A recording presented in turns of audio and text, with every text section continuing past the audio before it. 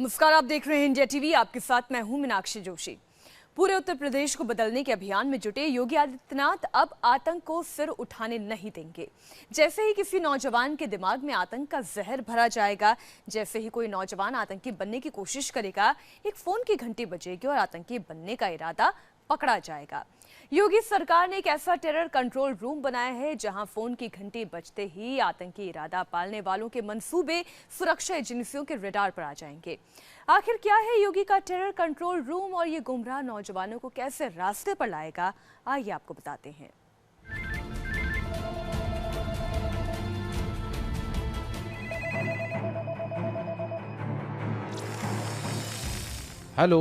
Hello, मैं बिजनौर से बोल रहा हूँ। मेरा 18 साल का बेटा है ना, वो आजकल। हाँ बोलिए, वो आजकल क्या? हम आपकी पूरी मदद करेंगे। वो आजकल कंप्यूटर पर गलत चीजें देख रहा है, गलत चीजें सीख रहा है और बर्ताव भी ना एकदम बदल गया है। मुख्यमंत्री योगी आदित्यनाथ ने इसी तरह का एक कंट्रोल रूम बनाया है। ये वो कंट्रोल रूम है जहां आईएसआईएस, अलकायदा और तालिबान जैसे आतंकी संगठनों के झांसे में आकर गुमराह नौजवानों की घर वापसी के प्लान को अंजाम दिया जाता है। ये योगी आदित्यनाथ का वो कंट्रोल रूम है जहां आतंक के रास्ते पर बढ़ रहे गुमराह नौजवानों को सही रास्ते पर लाने के लिए फोन की घंटी बजती है और फिर शुरू हो जाता है एक्शन।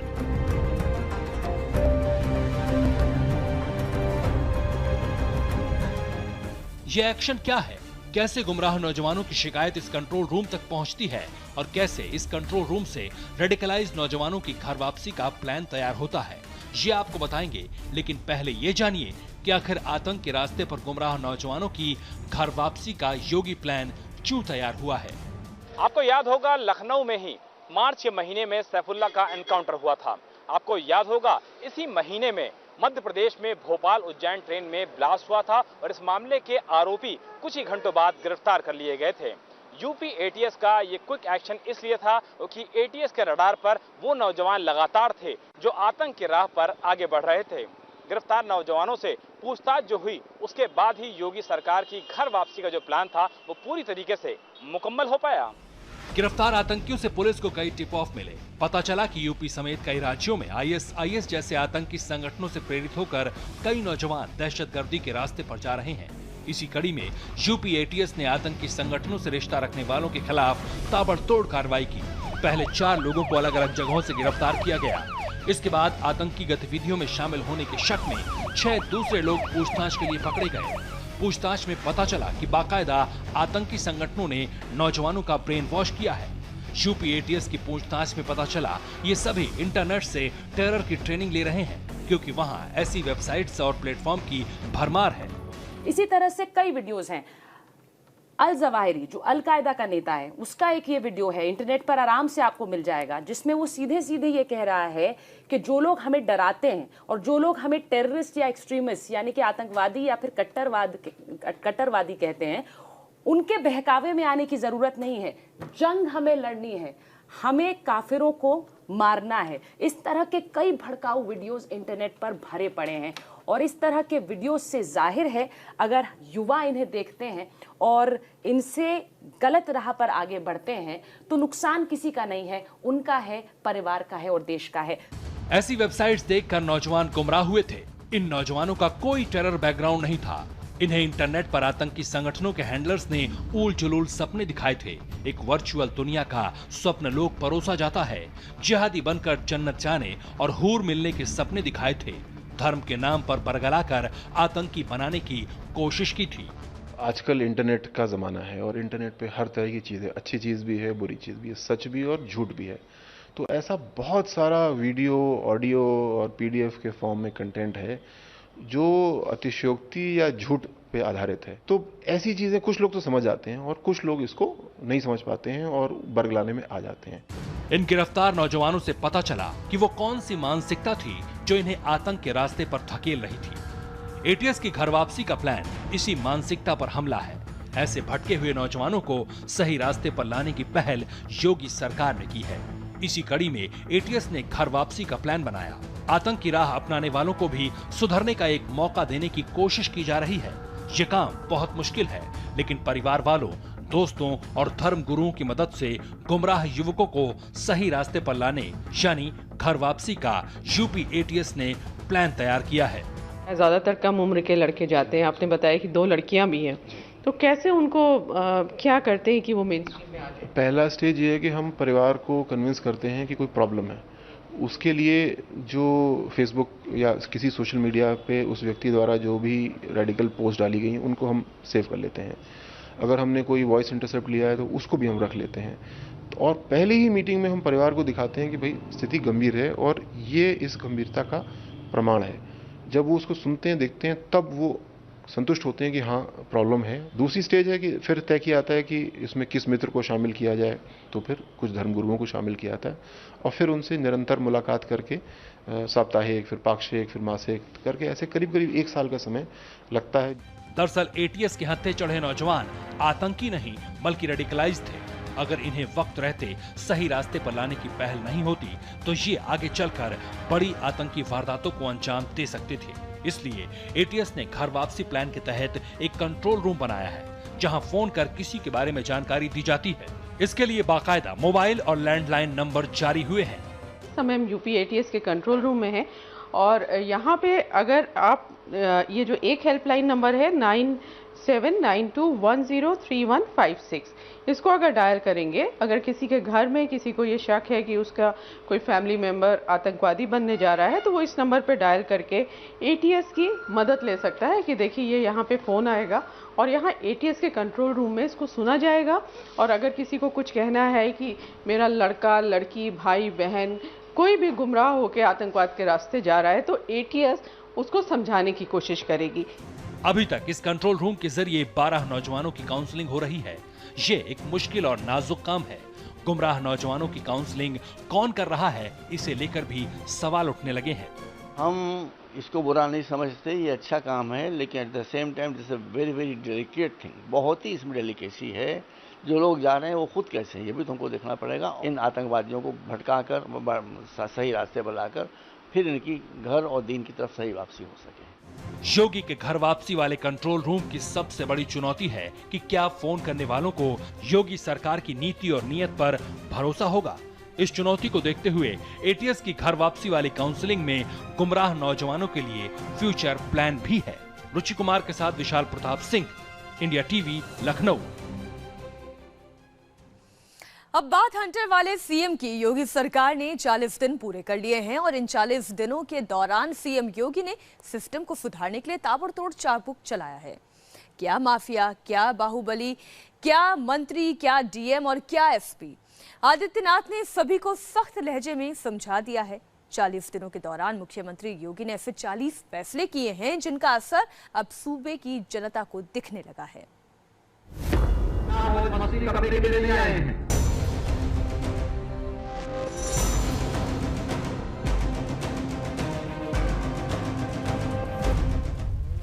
सरकार कैसे चलती है और कैसे चलनी चाहिए।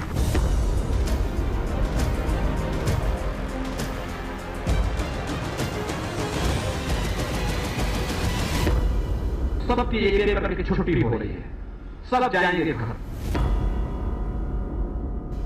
कोई कॉम्प्रोमाइज ये सरकार नहीं करेगी। योगी के हंटर से कांप रहा है उत्तर प्रदेश का सोया हुआ सिस्टम।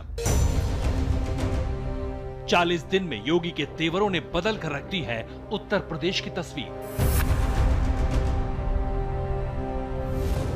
मंत्री से लेकर संतरी तक, अफसर से लेकर बाबू तक, बाहुबली से लेकर बदमाश तक, पुलिस से लेकर प्रशासन तक, माफिया से लेकर मंचलों तक, सब राइट टाइम है।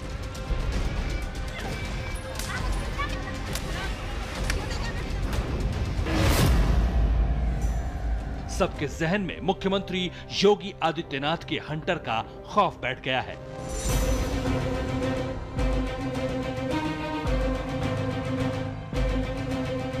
योगी को सूबे की सत्ता की कमान अपने हाथ में लिए 40 दिन का वक्त हो चुका है और इन 40 दिनों में सीएम योगी ने दिखा दिया कि सरकार कैसे चलाई जाती है, कैसे जंग लगे सिस्टम में धार पैदा की जा सकती है। कैसे मक्कार और नाकारा सरकारी कर्मचारियों को एक पैर पर नचाया जा सकता है। योगी के हंटर की हनक उनके फैसलों में दिखती है जो उन्होंने 40 दिनों के मामूली से वक्त में लिए हैं।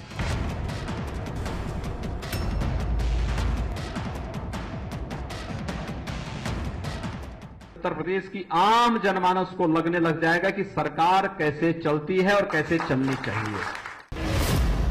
40 दिन 40 चाबुक, डीएम एसपी पर चलाया डंडा। सूबे के किसी भी शहर में लैंडलाइन पर कुछ इसी तरह घंटी बजेगी। डीएम और एसपी ने खुद फोन उठाया तो ठीक, नहीं तो अफसरों पर योगी का हंटर चलना तय है। हेलो, मैं योगी आदित्यनाथ बोल रहा हूं। योगी ने लाट साहबी दिखाने वाले अफसरों की लगाम टाइट करने के लिए ये नया फॉर्मूला लागू किया है। खुद सीएम अब शहर शहर डीएम और एसपी के दफ्तरों में लैंडलाइन पर फोन करेंगे। ये कवायद है लापरवाह अफसरों को इस बात के लिए मजबूर करने की कि वो वक्त पर ऑफिस पहुंचकर लोगों को परेशानियों से निजात दिलाएं। डीएम और एसपी पर अब योगी लखनऊ में बैठकर फोन के जरिए छापेमारी करेंगे। सुबह 9 से 11 सभी एसएसपी और डीएम जनता से सुने, जनता को मिले, जनता की समस्याओं का समाधान करें। माननीय मुख्यमंत्री जी कभी भी किसी भी डीएम को या एसएसपी को इस समय के बीच में लैंडलाइन पर फोन पर बात कर सकते हैं। जी हां, मुख्यमंत्री सुबह 9 से 11 बजे के बीच किसी भी वक्त किसी भी अधिकारी को उसके ऑफिस के लैंडलाइन नंबर पर फोन कर सकते हैं। अगर अधिकारी अपने ऑफिस में नहीं मिला तो उनको फील्ड में जाने के बारे में वाजिब जवाब देना होगा, वरना एक्शन के लिए तैयार रहना होगा। 40 दिन 40 चाबुक, बाहुबलियों को किया जेल बदर। सीएम योगी ने उत्तर प्रदेश के उन बाहुबलियों पर भी अपना हंटर चलाया है जो कहने के लिए तो सलाखों के पीछे हैं, हाई सिक्योरिटी जेलों में कैद हैं, लेकिन वहीं से अपना गैंग ऑपरेट करते हैं। ऐसे बाहुबलियों को सीएम योगी ने ताश के पत्तों की तरह फेंट दिया है। जो जिस जेल में कैद था उसे वहां से उठाकर दूसरी जेल में फेंकवा दिया है, जिनमें शामिल हैं मुख्तार अंसारी लखनऊ से बांदा जेल, अतीक अहमद इलाहाबाद से देवरिया जेल, मुन्ना बजरंगी झांसी से पीलीभीत जेल, उदयभान सिंह फतेहगढ़ से सहारनपुर जेल, मुकीम उर्फ काला महाराजगंज से लखनऊ जेल। ये वो माफिया हैं जो जेल को अपनी जागीर समझते थे, लेकिन योगी ने इन्हें जेल बदर करके इनकी औकात बता दी है। 40 दिनों के दौरान कुल 91 खूंखार कैदियों की जेल बदली जा चुकी है। सीएम योगी ने आज भी उत्तर प्रदेश के गुंडों को चेतावनी दी। जिन्हें कानून के राज में विश्वास नहीं, वे कृपया उत्तर प्रदेश को अवश्य छोड़ दें, क्योंकि उत्तर प्रदेश में अब उनके दिन रह चुके हैं। हम लोग 4 से एक बार 2 बार समझाएंगे, लेकिन कोई कानून को हाथ में देने का प्रयास करेगा तो फिर सत्य के साथ कानून अपना कार्य प्रारंभ करेगा और उस पर कोई कॉम्प्रोमाइज ये सरकार नहीं करेगी। 40 दिन 40 चाबुक, अफसरों को दरबार लगाने का फरमान। योगी आदित्यनाथ खुद अपने बंगले में जनता दरबार लगाते हैं। सिस्टम की मार से बेहाल लोगों की शिकायतें सुनते हैं। योगी के पास पहुंचने वाली परेशानियों में बहुत सी ऐसी होती हैं जिन्हें जिले के अधिकारी ही निपटा सकते थे, लेकिन उन्होंने जिम्मेदारी नहीं निभाई। नाराज सीएम ने फरमान सुना दिया, अब हर रोज जिले के अफसरों को 2 घंटे जन शिकायतें सुननी होंगी और 15 दिनों के अंदर मुख्यमंत्री दफ्तर में रिपोर्ट भेजनी होगी कि कितनी शिकायतें आई, कितनी का निपटारा हुआ। 40 दिन 40 चाबुक, एक्शन में छापामार मंत्रियों की टीम। सत्ता में आते ही सबसे पहले सीएम योगी ने छापेमारी शुरू की। पुलिस थाने का मुआयना किया, उसके बाद तो उनके मंत्री भी एक्शन में आ गए। किसी ने आरटीओ दफ्तर पर छापा मारा। कहाँ आरटीओ साहब? देखिए आपके नसीम बाबू बिना एप्लीकेशन के गायब हैं। घर शादी सर, मैं आया था, मैंने पूछा कि एप्लीकेशन, आपके एप्लीकेशन, अगर घर शादी है तो एप्लीकेशन पढ़नी चाहिए ना, क्या नहीं छुट्टी चाहिए। किसी ने वक्फ बोर्ड के दफ्तर पर पहुंचकर रेड डाली, तो कोई मंत्री बाइक पर सवार होकर सरकारी स्कूल पहुंचकर खुद अपनी आंखों से देखा कि वहां बच्चों को क्या पढ़ाया जा रहा है और मिड डे मील में कैसा खाना दिया जा रहा है। आपने आज क्या पढ़ाया? वही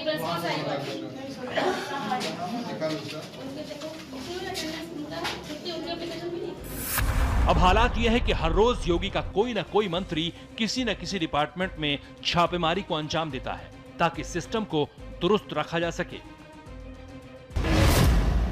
40 दिन 40 चाबुक, पेट्रोल चोरों पर योगी का हंटर।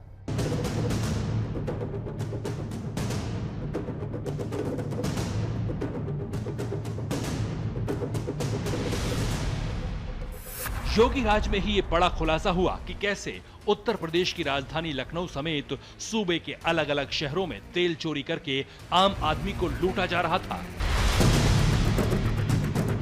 योगी की एसटीएफ ने रात के अंधेरे में कई पेट्रोल पंप्स पर ताबड़तोड़ छापे मारे और ऐसी चिप का खुलासा किया जिसे मशीन में फिट किया गया था और रिमोट की मदद से उसे कंट्रोल किया जाता था। तफ्तीश में पता चला कि अकेले लखनऊ में पेट्रोल कारोबारी करीब 27 करोड़ रुपए महीने की तेल चोरी करके लोगों को लूट रहे थे। 40 दिन 40 चाबुक, कटियाबाजों को योगी का झटका। बिजली चोरी को अपना जन्मसिद्ध अधिकार समझने वालों को भी मुख्यमंत्री योगी ने 440 वोल्ट का झटका दिया।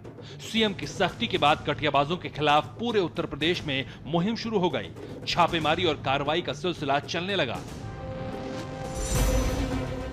कईयों के घर का कनेक्शन काटा गया, कुछ के ऊपर जुर्माना लगाया गया।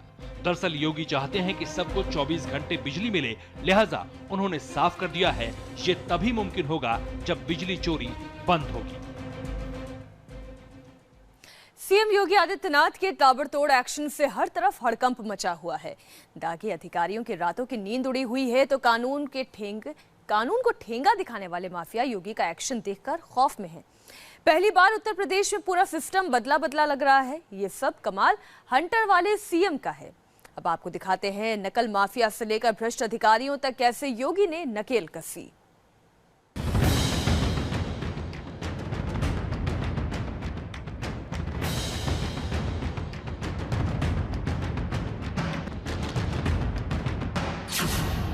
चालीस दिन 40 चाबुक, नकल माफिया पर नकेल। तस्वीरें उस वक्त की है जब उत्तर प्रदेश के अलग अलग शहरों में बोर्ड परीक्षा के दौरान नकल फैक्ट्री चल रही थी। बेखौफ नकल माफिया का सिंडिकेट कानून को ठेंगा दिखा रहा था, लेकिन सीएम योगी का हंटर चला तो पूरे प्रदेश में नकल माफिया की दुकानें बंद हो गईं। नकल माफिया पर नकेल कसने का जिम्मा सीएम योगी ने डिप्टी सीएम दिनेश शर्मा को सौंपा। एक हेल्पलाइन नंबर जारी करवाया गया और नकल के खिलाफ ताबड़तोड़ एक्शन लिए गए। 40 दिन 40 चाबुक, लाल बत्ती की बत्ती गुल।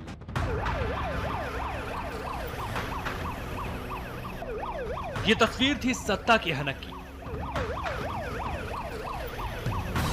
ये नुमाइश थी उस वीआईपी सोच की जिसे अपना स्वयं सिद्ध अधिकार समझकर यूपी की सड़कों पर आम आदमी का मखौल उड़ाया करते थे माननीय। चमचमाती लाल बत्ती और हूटर के कर्कश शोर के साथ सड़कों पर यूं निकलते थे वीआईपी। लेकिन योगी ने एक झटके में सबकी बत्ती बुझा दी।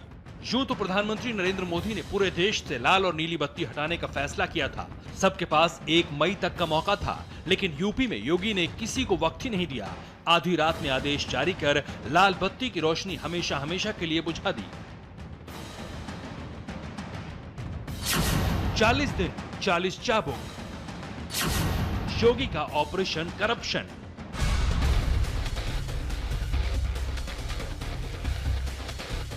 योगी आदित्यनाथ ने करप्शन के खिलाफ अपने सख्त इरादे उस वक्त जाहिर कर दिए थे जब वो गोमती रिवर फ्रंट पर पहुंचे थे।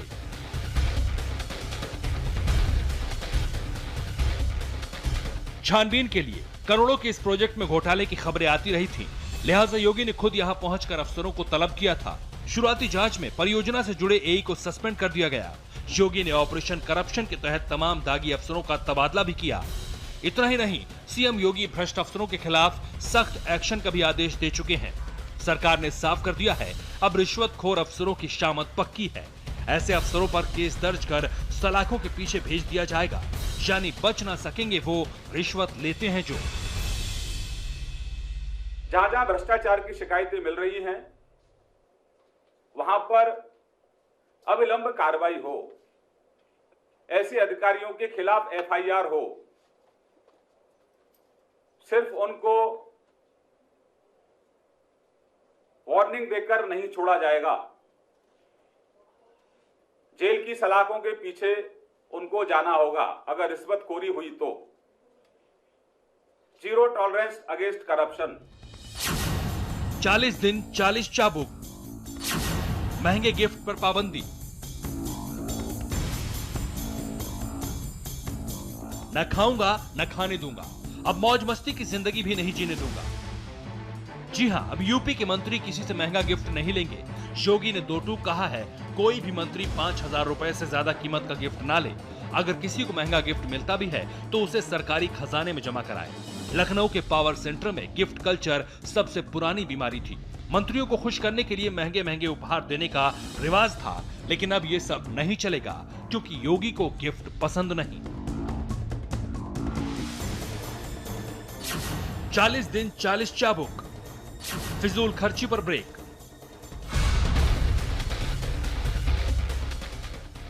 बड़े काम के लिए बड़ी बड़ी पार्टियां, महंगी महंगी दावतें, वीआईपी कल्चर का वो रिवाज जिसे खत्म करने के लिए योगी ने सख्त आदेश दिए।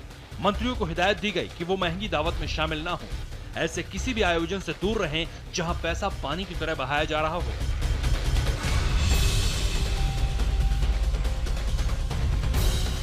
योगी ने अपने मंत्रियों को बड़े बड़े होटल्स में ठहरने से भी मना किया।